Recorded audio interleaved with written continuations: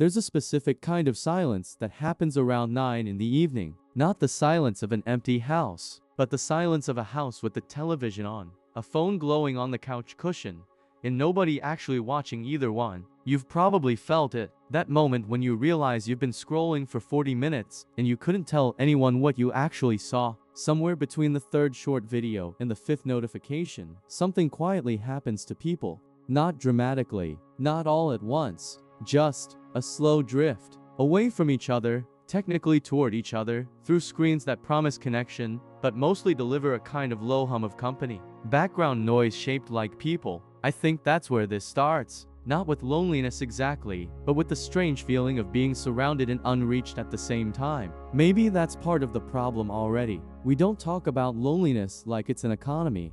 We talk about it like it's a feeling, something private, something a little embarrassing to admit. But feelings, when enough people have them at the same time, start to shape markets. And somewhere along the way, loneliness became one of the most quietly profitable emotional states a person can be in. Not because anyone designed it that way, necessarily. At least, not at first. It started smaller than that. An app that let you order dinner without speaking to anyone.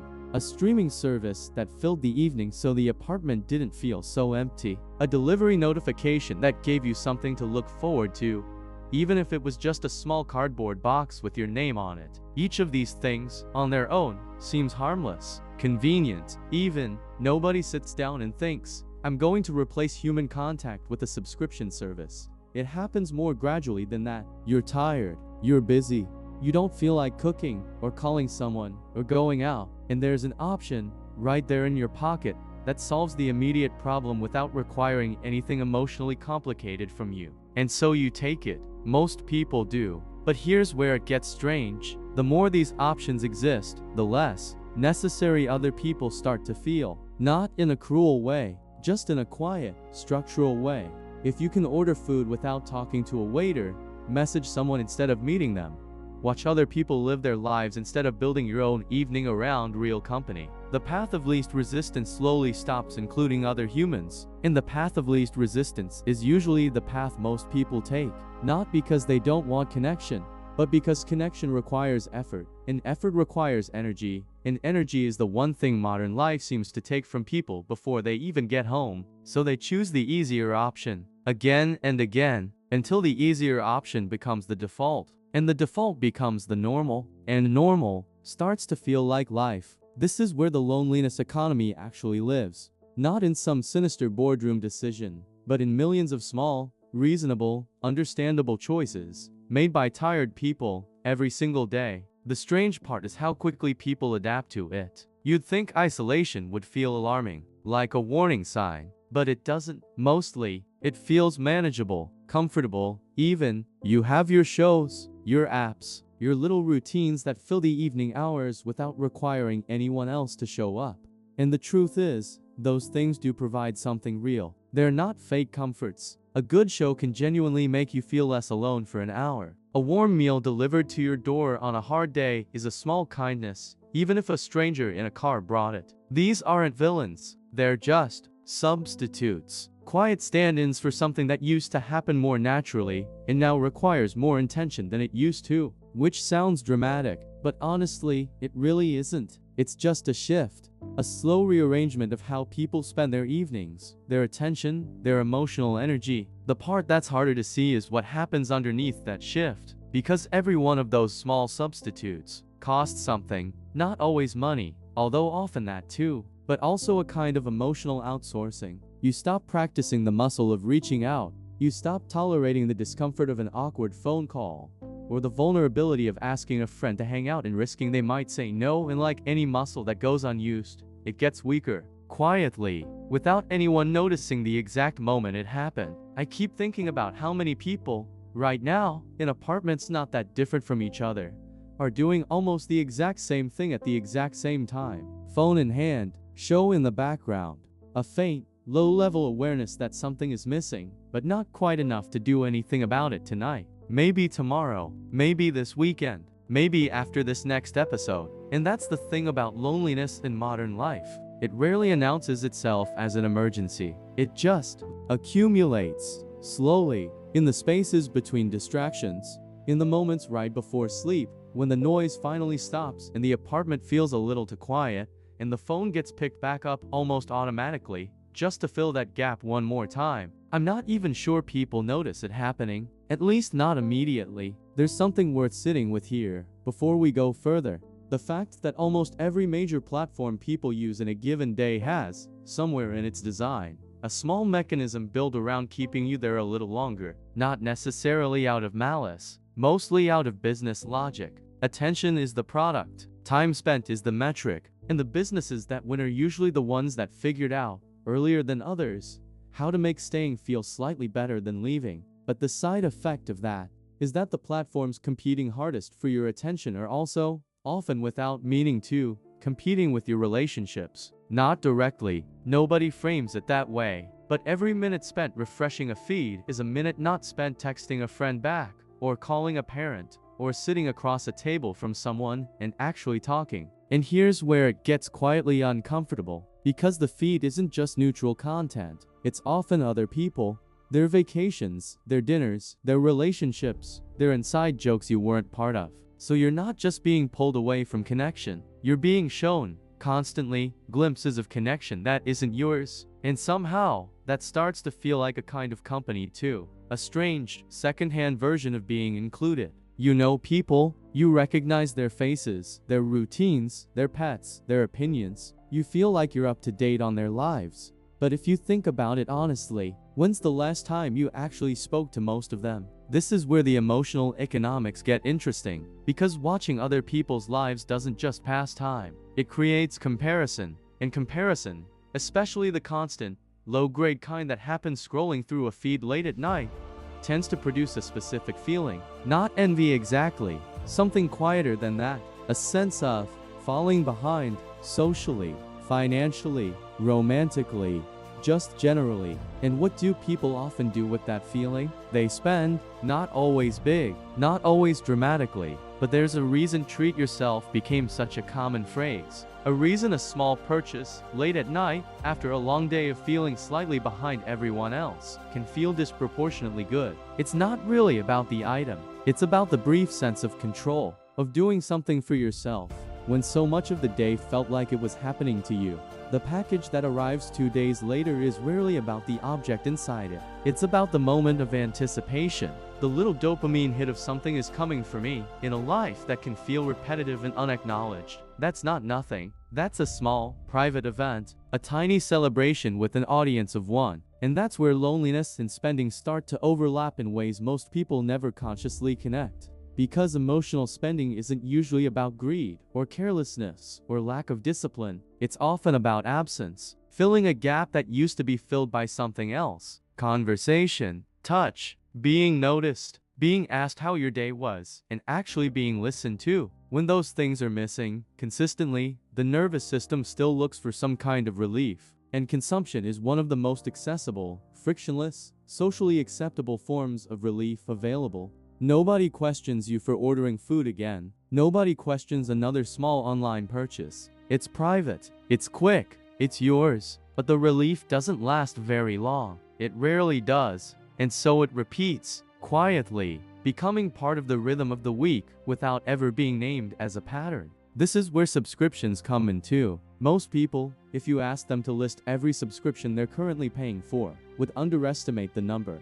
Not because they're careless with money, but because each individual subscription felt small and reasonable at the time. A few dollars here for entertainment, a few there for convenience, another for something that seemed useful 6 months ago and hasn't been opened since. Each one, on its own, barely registers, but together, they form something larger. A kind of background financial hum, constantly running, constantly drawing small amounts of money in exchange for small amounts of comfort, distraction, or possibility. And here's the uncomfortable part. A lot of those subscriptions exist, in some way, to manage the very isolation that makes them appealing in the first place. Streaming services that keep you company, apps that promise connection, services that make staying in easier than going out. The pressure doesn't disappear.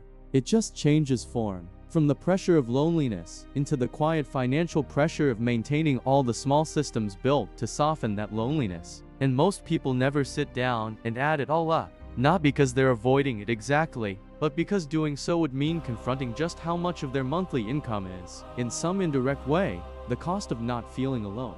That's a strange thing to put a number on, so most people don't. There's another layer to this, one that has less to do with spending and more to do with identity. Because in a world where so much of social life happens through screens, people start to perform their lives almost as much as they live them. Not out of vanity, necessarily, just habit. A kind of automatic narration that runs alongside experience. You go somewhere, and part of you is already thinking about how it would look, how it would sound, whether it's worth sharing. And over time, that narration starts to shape the choices themselves. The trip gets picked partly because of how it photographs. The restaurant, the outfit, the apartment, all of it carries a faint awareness of an audience, even when no audience is watching at that exact moment. This is where status anxiety quietly enters the picture, not the obvious kind, like wanting a bigger house or a nicer car. The subtler kind, the feeling that your life needs to look like it's going somewhere. That stillness, or simplicity, or an ordinary Tuesday evening, needs to be justified, or at least curated, before it can be shared. And if your life doesn't look like that, often enough, a quiet question starts to form. Something like, am I behind? Should I be doing more? Is everyone else actually living, while I'm just existing? That question, repeated enough times, in enough quiet moments, starts to feel like evidence. Not because it's true, but because feelings, when unexamined, tend to harden into beliefs. And here's the connection back to loneliness. Because performing a life, even subtly, even just in your own head, creates distance between you and the moment you're actually in, between you and the people you're with, if anyone's there at all. You're not fully present because part of your attention is somewhere else, managing an image, a narrative, a version of yourself that exists mostly for other people to see. Which means even the moments that could offer real connection sometimes don't quite land, because nobody's fully there to receive them. I used to think this kind of self-awareness, the noticing of all this, would feel heavy, like a burden, but honestly, it's the opposite. There's something almost relieving about naming it, about realizing that the slightly hollow feeling after a good night out, or after posting something that got a lot of attention, isn't a personal failure. It's just what happens when connection gets mediated through performance for long enough. Most people never notice this shift happening. At first, it feels completely harmless. Just sharing, just documenting, just staying connected. But slowly, something changes. The sharing starts to require the experience to be shareable. And experiences that aren't easily shareable start to feel slightly less valuable, even when, often, they're the ones that matter most. A quiet dinner with no photos. A long phone call with an old friend, sitting on a balcony doing nothing, with someone you trust. These things leave no trace online, and in a culture that increasingly equates visibility with value, invisible moments can start to feel like they don't count, which is, when you think about it, a strange and quietly devastating thing, because those invisible moments are often exactly what real connection looks like. Unphotographed, unannounced, unmonetized. And this is where the loneliness economy reveals its strangest feature. It doesn't just profit from people being alone. It also, in a quieter way, profits from people being together, but distracted, together, but each holding a phone, together, but each slightly elsewhere. The room is full, the connection is thin. I don't think this is anyone's fault, exactly. It's not really a personal failing. It's closer to a kind of environmental pressure. Like trying to have a quiet conversation in a room where music keeps getting louder, very gradually, so gradually that nobody decides to raise their voice, they just do. And after a while, raised voices start to feel normal. The quiet conversation becomes harder to remember, even harder to imagine. If these conversations help you slow down and think a little differently about modern life, you're welcome to stay around, not because there's some big lesson coming, just because sometimes it helps to know other people are noticing the same things too. There's a particular kind of comfort in that, in realizing that the vague unease you felt, the sense that something about modern connection feels off even when everything looks fine on the surface, isn't something wrong with you. It's something shared, quietly, by a lot of people, most of whom have never said it out loud either. So where does this leave people, exactly? Living inside an economy that, in 1,000 small ways, makes solitude comfortable and connection slightly inconvenient. I don't think the answer is some dramatic reversal. Throwing out the phone, canceling every subscription, moving to a cabin somewhere quiet. That's not realistic, and honestly, it's not even necessary. Most of these tools are genuinely useful. The point was never that convenience is bad. The point is just noticing what convenience quietly replaces. If you let it replace everything, maybe the shift starts somewhere small, not eliminating the evening scroll, but interrupting it once to send a message you'd normally just think about sending, not canceling the food delivery, but occasionally choosing the version of dinner that involves another person, even if it's slightly more effort, not deleting the apps, but noticing when they're being used to fill a feeling, rather than to actually accomplish something. None of this fixes the larger structure, of course. The economy doesn't reorganize itself because a few people send more texts, but something does shift, quietly, at the individual level. The muscle that atrophied a little gets used again, awkwardly, at first, maybe a little uncomfortably, but muscles tend to respond to that. There's something almost funny about how much effort it now takes to do things that used to be automatic. Calling someone instead of texting, showing up somewhere without checking your phone first, sitting with a feeling instead of immediately reaching for something to soften it. It's not that people have become incapable of these things. It's more that the path has gotten longer. The default settings of modern life point elsewhere, and choosing differently requires a small, deliberate decision every time. But small, deliberate decisions, repeated, become something else eventually, not a transformation, necessarily. Just a slightly different shape to the week, a little more contact, a little less performance, a little more presence in the moments that don't photograph well, but somehow stay with you longer than the ones that do. Maybe awareness changes something.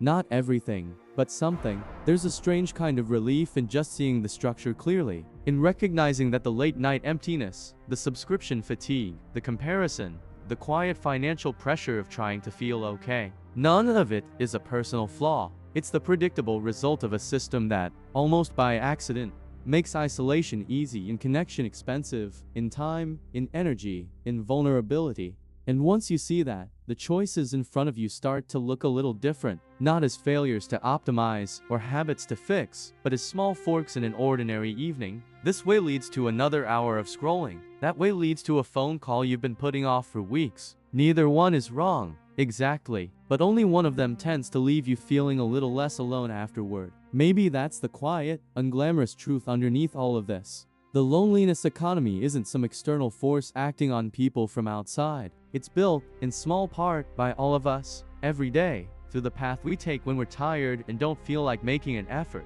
Which means it can also be unbuilt, not all at once, not completely, but in the same way it was built. Small choice by small choice, evening by evening. There's something comforting about finally noticing the pressure, instead of constantly running from it.